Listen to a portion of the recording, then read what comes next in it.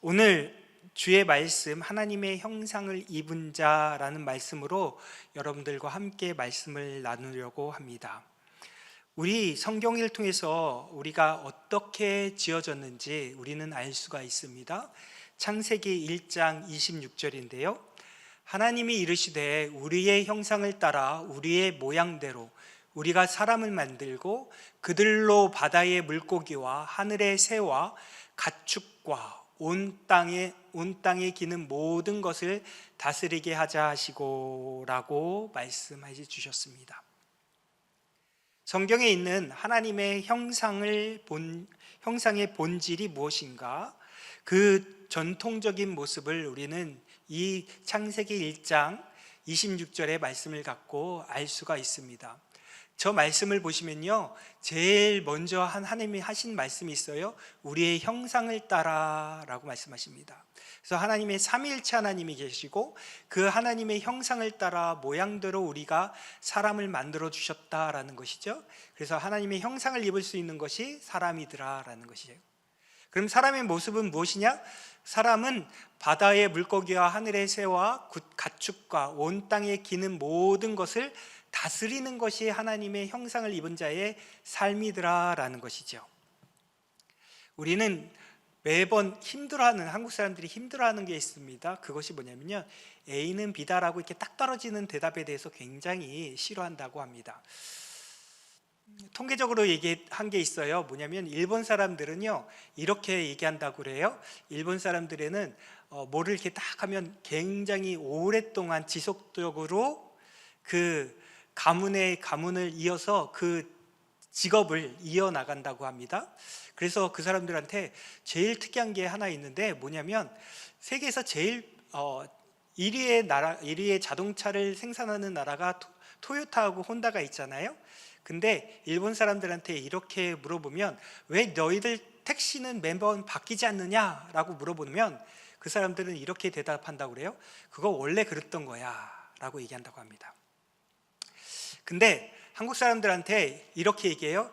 이거는 이거입니다 라고 이렇게 제시하면 누가 그래? 어느 법이 그래? 이렇게 한국 사람들한테는 약간 그것에 대해서 이렇게 반감을 갖고 이렇게 물어보는 게 있대요. 그래서 한국 사람들은 변화를 굉장히 좋아한다라고 얘기하더라고요. 이 하나님의 형상의 본질이 무엇이냐, 이렇게 그 본질적인 부분, 우리가 이런 부분을 하면 한국 사람들한테 조금 약한 부분이기도 합니다. 신학자들이요 세 가지 관점으로 이렇게 보았어요. 첫 번째는 뭐라고 말씀하냐면요, 실체론이다라고 얘기합니다. 실체론에 의하면 인간이 실체적으로 소유하고 있는 어떤 요소들이 하나님의 형상이라는 것이다. 예를 들어서 인간의 영혼, 이성, 자유의지 같은 인간이 소유하고 있는 본질적 요소가 하나님의 형상으로 보는 관점이다라는 것이죠. 그래서 우리가 갖고 있는 지금 생각, 그리고 우리 영혼들, 우리 자유의지들, 이런 것이 하나님의 형상이다라고 얘기하는 것이죠. 실체적 관점을 얘기했던 우리 철학 신학자들이 있는데요, 어거스틴, 루터, 그리고 칼빈, 그리고 에드워드, 이렇게 우리 고전적인 신학자들이 이것에 대해서 더욱더 뒷받침해주고 있습니다. 그래서 인간의 가지고 있는 영혼과 이성과 자유의지와 여타 속성들을 인간이 부여된 하나님의 형상일 뿐만 아니라 인간은 하나님과 구별된 존재임을 나타내는 것이 하나님의 형상이다라는 것이죠. 그래서 하나님이 그 코에 생기를 불어주셨다, 그러면 그것이 하나님의 형상이다라는 것이죠. 그래서 여러분들, 우리가 숨을 쉬지 않고요, 그 하나님 앞에 우리 하나님의 코에서 우리가 숨이 끊어지는 순간 우리는 뭐라고 그래요? 그 영혼이 떠났다라는 것이고요, 그럴 때 우리는 그것을 죽었다라고 얘기하죠. 또 한 개가 있습니다. 그것은 바로 관계론입니다. 관계론에 의하면 인간이 다른 인간과 관계를 맺으며 살아가려는 성향, 또는 관계를 맺으며 살아갈 수 있는 능력, 즉 관계성이 하나님의 형상이다라고 말합니다. 이 관계론은요, 우리 그 다음 철학자인 신학자인 칼 바르트나 에밀 브루너라는 우리 신학자들이 신정통주의적 신학자들이 주창해 왔습니다. 그래서 바르트는요 이렇게 얘기합니다. 하나님이 창조한 남성, 여성 사이의 관계성이 하나님의 형상의 핵심이다라고 얘기하는 거예요. 그래서 너와 나의 관계, 그 관계 가운데 그 관계를 이루고 있는 것, 그 관계를 이루어 가시는 게 하나님의 형상이다라는 것이죠. 다른 말로 얘기하면 사회적인 사회성을 갖고 있는 것이 사람의 모습인데, 이 관계론을 통해서 하나님의 형상이 본질이 나타난다라는 것입니다. 브루너 역시 이렇게 얘기해요. 인간이 하나님에 대하여 가지는 관계성, 또는 인간에 대해서 가지는 관계성이 하나님의 형상의 중심되는 핵이다라고 보는 것이죠. 그래서 하나님의 중심적인 핵, 하나님께서 인도하시는 그 모든 것, 그것이 바로 하나님의 나라를 선포하는데 하나님의 형상을 입은 사람으로서 우리의 모습이다라는 것이죠. 세 번째로는 이렇게 얘기합니다. 기능론이 있습니다. 기능론에 의하면 하나님이 하나님에게 보여주신 기능, 특별히 피조물을 다스리고 통치하는 기능이 바로 하나님의 형상의 본질이다라고 하는 것이죠. 사람은 하나님의 대리 통치자이다, 세상을 다스리고 관리하는 책임을 부여받았다라는 것이죠. 그래서 창세기 1장 26절에 말씀하신 것처럼 그들로 바다의 물고기와 하늘의 새와 가축과 온 땅에 기는 모든 것을 다스리게 하자라는 것이 하나님의 섭리다라는 것이죠. 그래서 이 피조물을 잘 다스리고 관리하는 것, 청지기적 통치권을 갖고 있는 것이 하나님의 형상을 받은 사람들의 모습이다라는 것이죠. 그래서 저와 여러분들의 삶 가운데선 이런 모습이 나타난다라는 것이죠. 하나님의 형상에 대해서 성경적이고 총체적인 이해를 갖는 것은 어떤 거 하나가 중요한 것이 아니라 저 세 개가 같이 나타난다라고 말씀하십니다. 그리고 오늘 야고보 저자는 이렇게 얘기하는 것이죠. 그 하나님의 형상을 입은 사람은 어떻게 살아가는지 그것에 대해서 얘기하고 있습니다. 그 야고보는 누구냐면 오늘 본 말씀에 있는 야고보서는요, 예수 그리스도의 형제 야고보입니다. 의인 야고보라고도 성경에 표현하고 있어요. 마태복음 13장에 그게 표현되어 있는데요, 이 야고보는요 사실은요 예수님 그리스도의 부활 이후 때까지 신자의 삶을 살지 못했던 사람 중에 하나예요. 왜냐하면 자기 형이 예수님이라는 것을 자기가 잘 받아들이지 못했던 사람이거든요. 그런데 나중에 예수님이 부활하시고 승천하신 그 환경을 보고 그분이, 이 야고보가 예수님을 더욱더 증거하며 나가는 사람이 됐어요. 그리고 이 야고보가요 예루살렘 교회의 수장이 되는 것을 보게 됩니다. 성경은 그 사람에 대해서 이렇게 얘기합니다. 교회의 기둥이라고 언급하고 있습니다. 갈라디아서 2장 9절인데요, 또 기둥같이 여기는 야고보와 게바와 요한도 내게 주신 은혜를 알므로 나와 바나바에게 친교의 악수를 하였으니 우리는 이방인에게로 그들은 할례자에게로 가게 하려 함이라 라는 것이죠. 둘로 나눠져 있다라는 것이죠. 바울과 바나바는 이방인을 향하여 그 복음의 선교의 깃발을 높이 들고 나간 반면 지금 세 명이 있어요. 야고보와 그리고 베드로와 요한이 있습니다. 이 사람들을 통해서는 할례자에게 나가게 하셨다라는 것이죠. 그런데 그 앞에 보면 뭐라고 돼 있어요?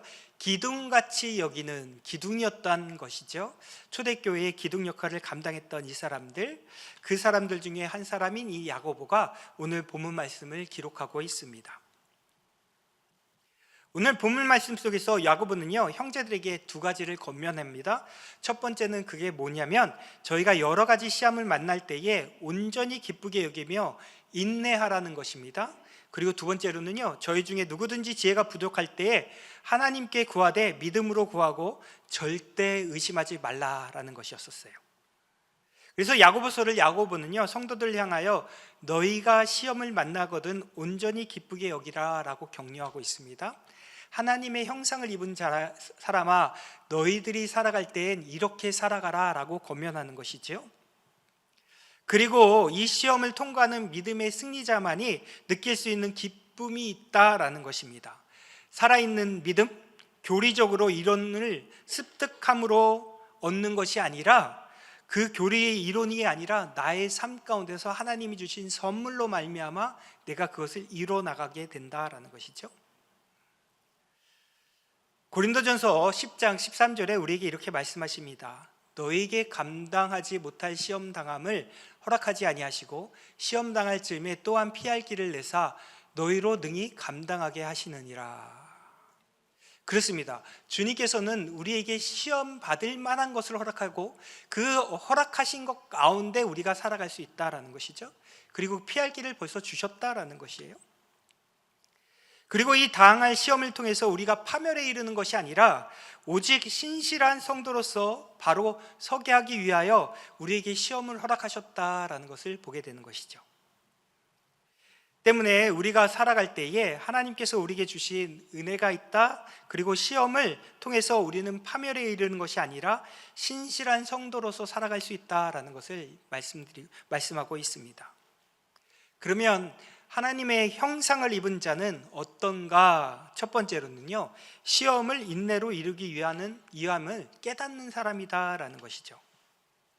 오늘 본 말씀 3절에 보면요, 이는 너희 믿음의 시련이 인내를 만들어내는 줄을 너희가 알미라 라고 얘기합니다.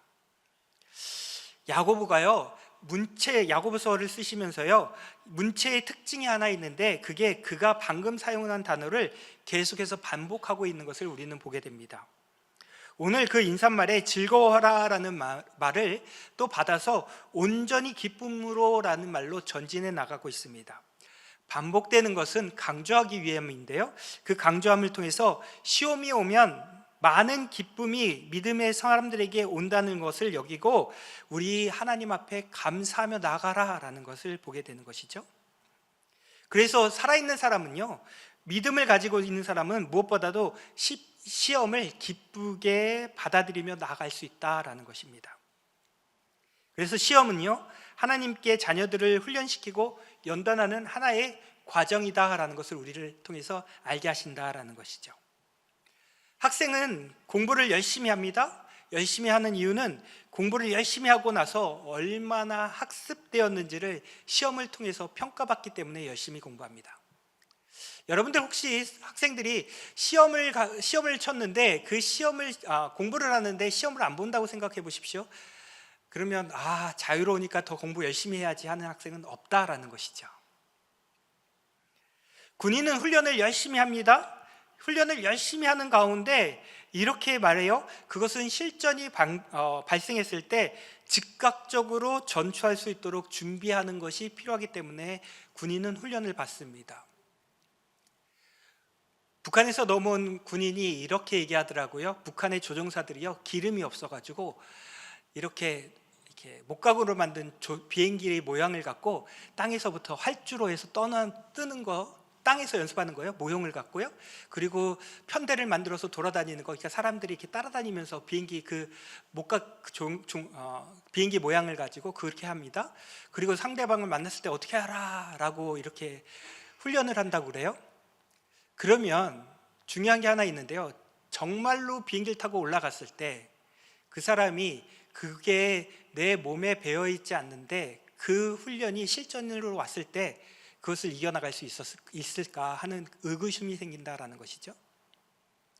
왜 그러냐면 연습이라는 것은요, 비싸더라도 내가 포를 쏴야 되고요, 그것을 맞추는 연습을 해야 되고, 그 맞추는 연습을 통해서 내가 이렇게 훈련되어 있다는 것을 내 자신이 입증하고 있어야 하는 것이죠. 직장인들은 프로젝트를 준비합니다. 그리고 다른 사람들에게 준비된 프로젝트를 발표함으로 인해서 직장에서의 나의 본연의 업무가 무엇인지를 다른 사람한테 더욱더 브리핑하고 있는 것이 직장인들의 모습입니다. 그렇죠. 교수들은 연구를 열심히 해요. 연구 성과를 통해서 세계에 발표하게 되고요, 자신의 연구 결과를 통해서 사회에 환원하기 위하여 교수들은 열심히 연구를 한다라는 것이죠. 만약에 교수하는데 연구의 대가를, 연구 결과를 보이지 않는다면 교수들이 연구를 할까요? 물론 열심히 하시는 분들은 할 수도 있습니다. 근데 저 같으면 하루하루 살아가기 굉장히 힘들 것 같아요. 그죠? 이번 주에 제가 담임 목사님 안 계셔가지고 교회를 혼자 이렇게 사역을 하고 있는데 멀쩡하던 대문이 갑자기 그 경첩이 떨어졌어요. 그래서 문이 무너졌어요. 근데 저는 몰랐더군요. 근데 김용성 장로님이 오시자마자 저한테 전화를 하시는 거예요. 아니, 경첩이 떨어졌는데 왜 연락을 안 해주셨어요? 이렇게 하는 거예요. 저는 문 열기 바빴지 경첩이 떨어지는지 보지 못했거든요. 지금 신관에 가면 이렇게 벌레들이, 이제 비가 와가지고 벌레들이 이렇게 생겼어요. 근데 그게 약을 뿌렸거든요, 지난주에. 근데 그 약을 뿌렸는데 그 벌레들이 계속 나타나는 거예요. 그래서 실내로 막 들어오려고 그래. 조그만한 지렁이 같은 벌레들이요. 그래서 어저께도 또 전화를 했어요. 전화를 하니까 그 방역하시는 분이 오셔가지고 이렇게 얘기하더라고요. 그게 약을 뿌렸으니까 지금 걔네들이 약을 먹고 나온 것을 우리가 너무 많이 보이기 때문에 그런데 괜찮습니다. 손으로 만지지 마십시오. 이렇게 얘기하더라고요. 그래서요, 교회에 더 이상 있으면 내가 설교 준비가 안 되겠다. 그래서 가방을 싸고 집으로 갔습니다. 우리에게 하나님이 주시는 것이 하나 있는데요, 모든 사람들은 열심을 다하게 하십니다. 환경 가운데 어려움이 있습니다. 힘듦이 있습니다. 근데 그것을 이겨나갈 수 있는 힘을 하나님은 우리에게 주셨다라는 것이죠. 시련을 통해서 무엇을 주십니까? 성장을 주십니다. 열심을 다해서 힘들고 어려운 일을 겪어 나갈 때에 그것을 통해서 나는 새 힘을 얻는 기회가 된다라는 것이죠. 그래서 하나님의 형상을 온전히 이루어가는 성도는 이와 같은 모습을 갖게 됩니다. 새로운 사람으로 옷을 입기 위하여 하나님의 뜻을 발견하는, 그러기에 더욱더 그 시험을 이겨나가는데 힘을 다하고 능력을 다하는 사람으로 살아간다라는 것이죠.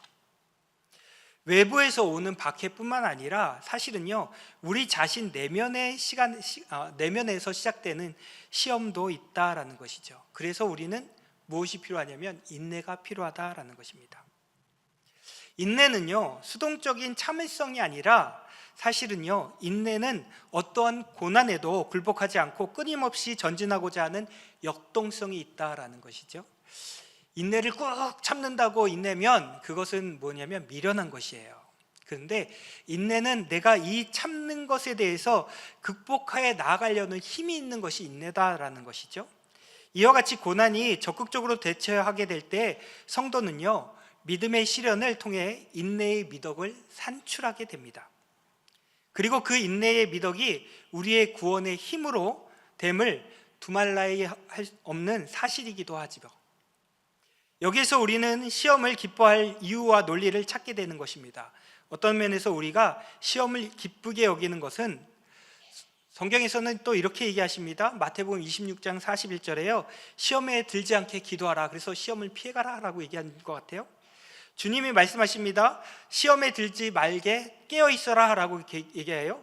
기도하라 라고 얘기하셔요.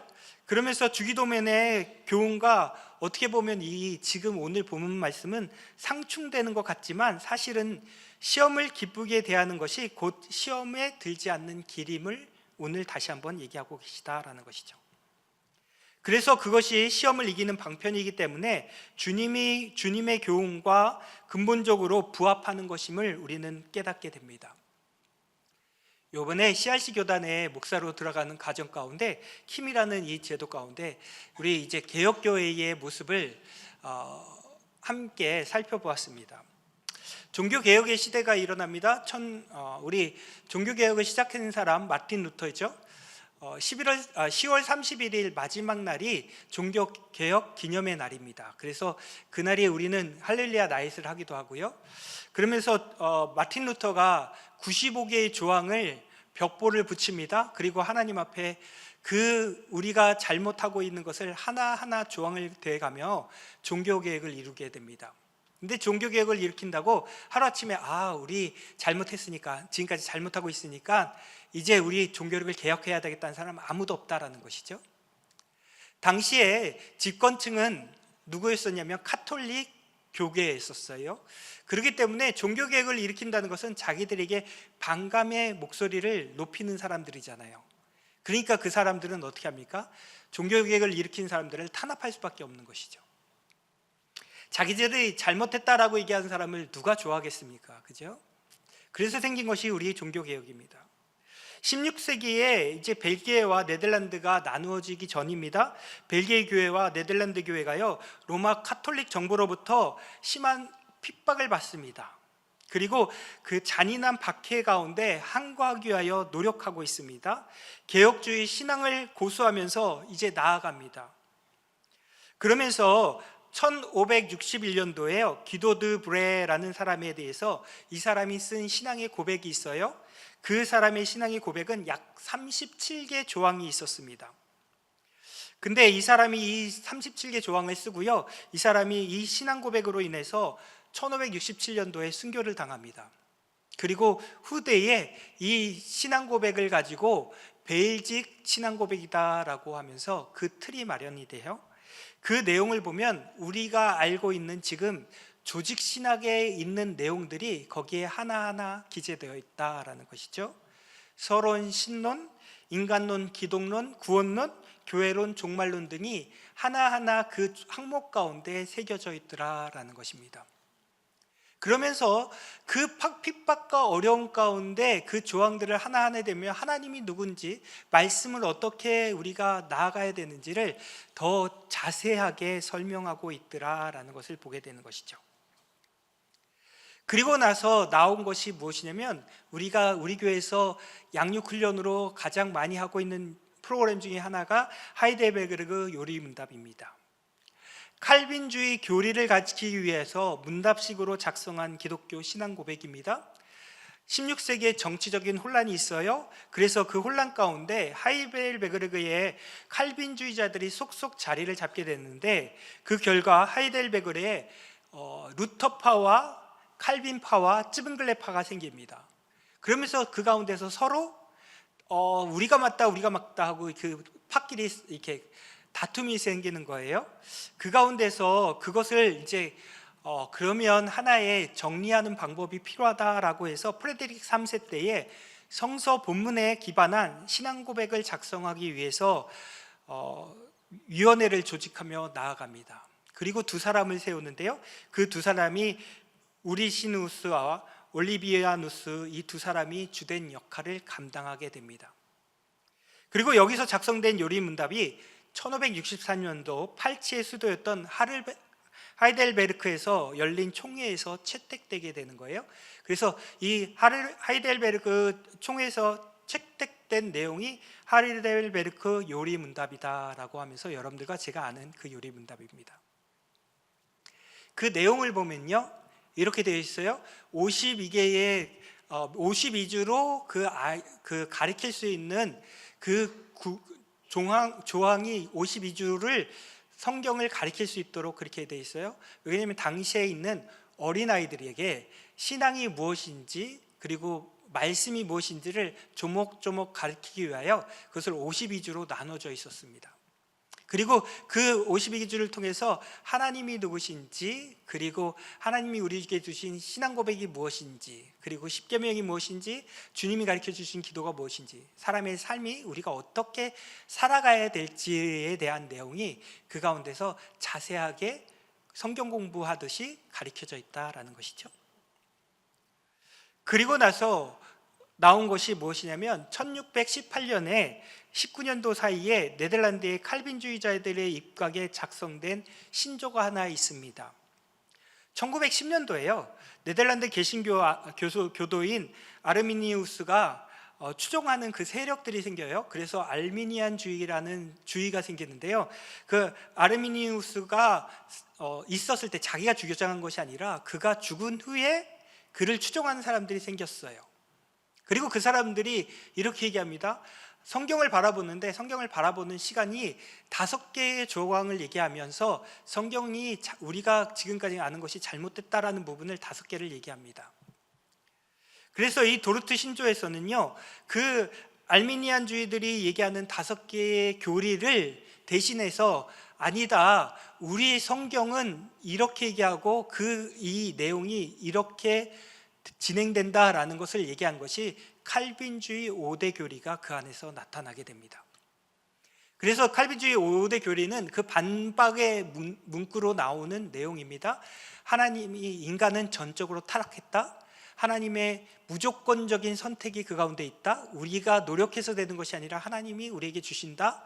그리고 제한된 속죄가 있다. 모든 사람이 구원받는 것이 아니라 속죄, 하나님의 구주를 예수로 영접한 사람이 속죄를 받게 된다라는 것이죠. 그것은 속죄함이 부족해서가 아니라 예수를 구주로 시인한 사람들이 속죄함을 받게 된다라는 것이에요. 그래서 그것은 내가 무엇을 해서가 아니라 불강력, 즉 은혜 가운데 나에게 돌아온다라는 것입니다. 그리고 내가 넘어지거나 힘들었을 때 나 혼자 두지 아니하시고 성령님은 계속해서 나를 이끌어 가신다라는 것이 성도의 견해예요. 그것을 영어의 앞자만 따면요, TULIP 해가지고 튤립이라고 얘기하는 것이죠. 저 순서는 어떻게 나타날지, 그 순서가 저렇게 1번서부터 5번으로 나타나지는 않습니다, 여러분들. 하지만 칼빈주의 5대 교리가 생긴 것은 누구 때문에 생겼어요? 알미니안주의들이 주장하는 5개의 교리를 반박하기 위하여, 신앙을 바로 세우기 위하여 나온 것이 칼빈주의 5대 교리더라라는 것이죠. 그렇습니다. 시험은 생기고요, 시련도 있고요. 이 벨직 신앙고백, 그리고 하이델베르그 요리문답, 그리고 도르트 신조에서 나오는 이 칼빈주의 5대 교리는 좋은 환경에서 생긴 것이 아니라 사람들을 어렵게 하고 힘들게 하고 예수 믿지 못하는 환경으로 그 환경을 이끌어갈 때 그것을 반박하기 위하여 나온 내용들이고 신조들이고 그 신앙 고백이더라라는 것입니다. 그러면서 우리를 좀 더 성숙하게 하시더라라는 것이죠. 그렇습니다. 하나님의 형상을 입은 자 두 번째로는요, 시험은 온전하여 부족함이 없게 하기 위해서 주신다라는 것입니다. 오늘 본문 말씀 4절을 한번 보면요, 이렇게 말씀하십니다. 인내를 온전히 이루라. 이는 너희로 온전하고 구비하여 조금도 부족함이 없게 하려 함이라 라고 말씀하십니다. 유대인 사회에서요, 인내는 모든 덕의 여왕이다 라고 말씀합니다. 그들이 그렇게 얘기하는 이유가 있어요. 성도의 인내란요, 높이 평가되어야 하는 미덕인 것이죠. 성도의 자세는 그 본질의 순종에 있어서 인내가 없이는 믿음 생활이 불가능하기 때문입니다. 그러기에 인내를 온전히 이루라라는 이 말 가운데는요, 인내의 힘을 온전히 발휘하라라는 뜻이기도 합니다. 그 단어가, 인내라는 단어가 히포모네라는 단어예요. 여러분들, 이 인내 히포모네라는 단어는 이렇게 얘기합니다. 힘이나 압력에 대해서 아래에서 견뎌내는 힘, 능력을 나타낸다라고 얘기해요. 비행기 조종사들이 마하로 그 비행기 조종을 해야 되는 상황이 있다고 합니다. 그래서 우리가 그냥 일반 비행기를 탈 때 우리 여객선은 969km 이렇게 스피드로 날아가요. 그러면 이게 마하가 아닙니다. 근데 마하는 이제 음속의 속도를 넘어가잖아요. 그래서 조종사들은 그 마하의 그 공간을 지나가기 위해서, 그것을 견뎌내기 위하여 그러니까 우리의 압력보다 9배나 높은 중력을 견뎌내는 훈련을 한다고 해요. 그러면 그 조종사들이 그 견디는 그 중력 훈련을 받을 때 그 가운데서 어떤 사람들은 혈액순환이 안 돼서 기절하기도 한다고 합니다.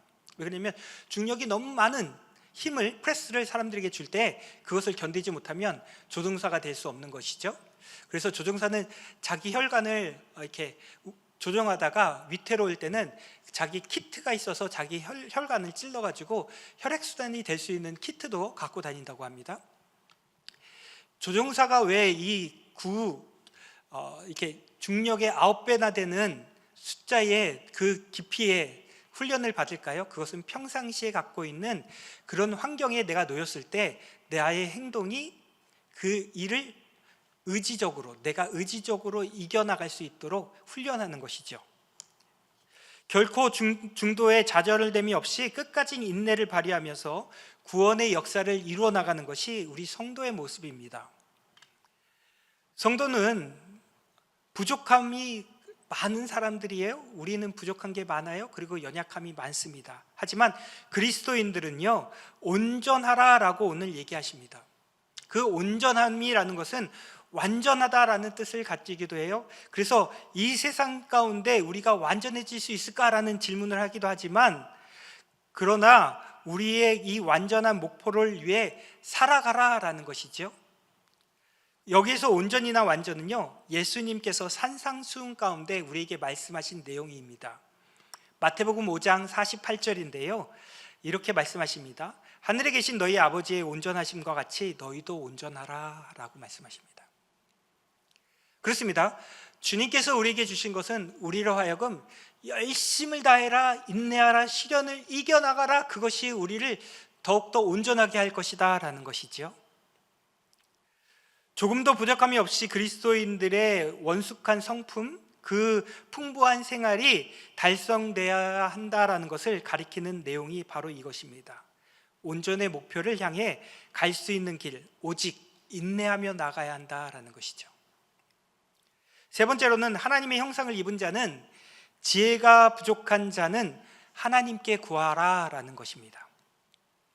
오늘 본문 말씀 5절에 보면 너희 중에 누구든지 지혜가 부족하거든 모든 사람에게 후히 주시고 꾸짖지 아니하시는 하나님께 구하라, 그리하면 주시리라 라는 것이죠.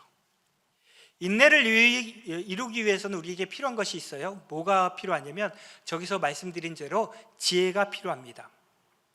하나님 외에 이 세상에 온전한 것이 없습니다. 그러므로 우리는 하나님께로부터 지혜를 받아 온전한 자가 되도록 나아가는 노력을 해야 된다라는 것이죠. 그러기에 여기서 다시 한번 얘기하는데, 온전히 나아가라라는 것 가운데 그것은 누가 시험을 이길 수 있습니까? 바로 인내하는 사람이고, 누가 인내할 수 있는 사람입니까? 라고 하면 온전한 지혜를 구하는 사람이 인내를 이기는 사람이다라는 것이죠. 성경에서 말하는 지혜는요, 하늘로부터 오는 선물입니다. 우리가 아는 지혜라는 것은 이 세상에서 얻는 지식이 아니라 하나님을 알 수 있는 참 지혜, 그리고 지혜는 온전을 이루기 위하여 하나님께 주시는 선물이다라는 것이죠. 여러분들, 태초에 하나님이 천지를 창조하셨습니다라는 것이 믿어지십니까? 그게 지혜입니다. 어떻게 여러분들 태초에 살지 않고 그게 어떻게 믿어지세요?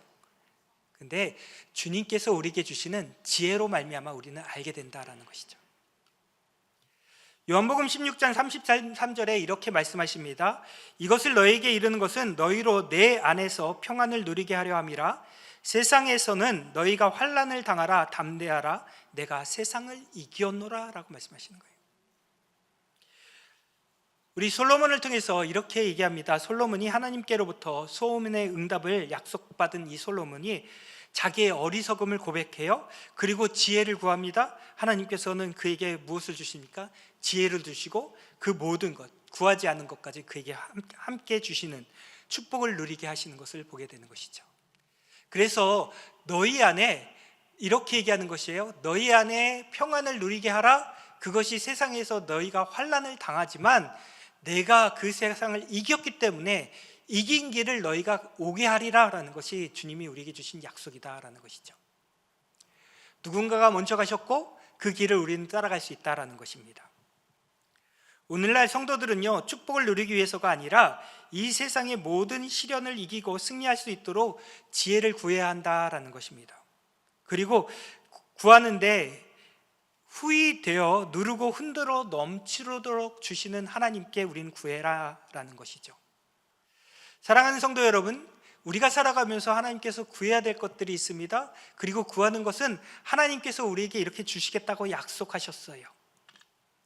근데요, 현대인들은요, 인내력이 굉장히 무척 부족하기도 합니다. 어려운 환경이 되면 오래 견디지 못합니다. 신앙인들조차도요 그렇습니다. 어려움을 참지 못하는, 그래서 힘든 경우들이 많이 생깁니다. 교회에서 하는 사역 가운데, 교회에서 하는 일 가운데 여러분들 치리라는 단어가 있습니다. 잘못했을 때 권징하고 치리할 수 있는 것이 교회의 사역 가운데 하나입니다. 근데요, 요즘 교회는 치리를 할 수가 없어요. 왜 그런 줄 아십니까? 벌써 웃으시는데요, 교회에서 치리하면요 다른 교회로 가버려요. 이 교회밖에 없어? 난 다른 교회 가, 이렇게 갑니다. 근데요, 분명한 것은요, 내가 잘못한 게 있으면 그것에 대해서 하나님 앞에 회개할 수 있는 시간이 필요하고요, 권징과 치리를 통해서 내가 다시금 회복의 시간이 필요한 것이 권징과 치리의 목적이에요. 잘못 산 것을 지적하기 위해서가 아니라 하나님 앞으로 다시금 회복의 은혜가 있을 수 있도록 하는 것이 치리인데, 오늘날 우리 성도들은 그 치리를 잃어버리고 살아간다라는 것이죠. 그리고 조금만 힘듭니다. 그러면 뭐라고 얘기해요? 새벽 예배 없는 교회 찾아가지 않을까요? 새벽 예배 드리는데요, 새벽 예배 드릴 때 가장 힘든 것은, 여러분들도 힘들지만 목회자도 힘듭니다. 사실은 어떤 날은요, 토요일에 새벽 예배가 없잖아요. 근데 신기하게도 월요일서부터 금요일까지 일어난 게 토요일 날 알람도 안 울렸는데 그 시간에 일어나게 돼요. 몸이 기억하더라고요. 그러면서 깜짝 놀래요. 제가 이게 토요일인지 월요일인지 헷갈릴 때가 있어요. 이게요, 자주 한다고 몸에 익혀지기도 하지만 중요한 것은 내가 의지적으로 일어나지 않으면 새벽 예배를 할 수 없는 것이 새벽 예배이더라고요. 사랑하는 성도 여러분, 우리 가운데 교회 생활하는데 여러분들 편안하고 그냥 쉽게 하려고 하는 생각이 있다면 여러분들 다시 생각해 보셔야 합니다. 주님은 우리에게 인내를 주셨습니다. 시련을 주십니다. 그 시련을 통해서 내가 더욱더 성숙할 수 있도록 하나님 우리에게 주시는 거예요. 왜? 우리는 하나님의 형상을 입었기 때문에 그렇습니다. 그래서 사람들에게 우리에게 주신 것이 있어요. 그것이 뭐냐면 갈라디아서 5장의 22절 23절에 나오는 성령의 열매가 우리 가운데 나타난다라는 것이에요. 하나님의 사람이면, 하나님의 사람답게 살아가면 하나님의 성령의 열매는 9가지로 우리 가운데 열매를 맺더라라는 것이죠. 시련을 일해서 여러분들 시련을 피해간다고 생각해 보십시오. 그러면 그 상황은 쉽게 갈 수 있는 것 같이 보입니다. 하지만 그것은 자라나지 못합니다. 광풍도 맞아야 되고요, 비바람도 맞아야 하고, 그리고 햇볕도 뜨거운 햇빛을 맞아야 되고, 땅에서 스멀스멀 올라오는 그 지열도 느껴야 되고, 그것들을 모두 견딜 때에 나무는 성장할 수 있다는 것이죠. 그러면 우리는 하나님의 형상을 입은 사람으로 하나님께서는 우리에게 이렇게 얘기하십니다. 인내하라, 시련을 당하네, 담대하라, 내가 세상을 이겼다라고 말씀하시는 거죠. 에베소서 2장 10절에 우리에게 이렇게 말씀하십니다. 우리는 그가 만드신 바라 그리스도 예수 안에서 선한 일을 위하여 지으심을 받은 자니 이 일은 하나님이 전에 예비하사 우리로 그 가운데서 행하게 하려 하심이라 라고 말씀하십니다. 이 말씀 내용을 보면 이렇세요.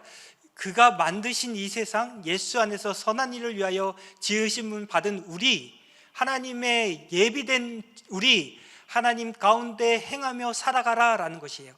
그것이 하나님의 형상을 입은 사람들의 모습이다 라는 것이죠. 이 세상에서 즐겁고 행복한 것만 찾는 것이 아니라 이 세상에서 그리스도의 복음의 능력으로 살아가라 라는 것이죠. 그리고 하나님의 형상을 입은 사람으로서 승리하며 날마다 주님 앞에서 순종하며 나아가라 라고 말씀하십니다. 사랑하는 성도 여러분, 우리는 그런 사람들입니다. 우리 옆에 분들에게 이렇게 얘기합시다. 그리스도 안에서 승리하십시다. 승리하십시다. 우리 이렇게 보면요, 여러분들 화나 있는 것 같이 보여요. 한국 사람들 얼굴이 굳어 있습니다. 한번 먼저 웃으시고요, 그리스도 안에서 승리하십시다. 승리하시는 여러분들 되시길 예수님의 이름으로 축원드립니다. 기도하시겠습니다.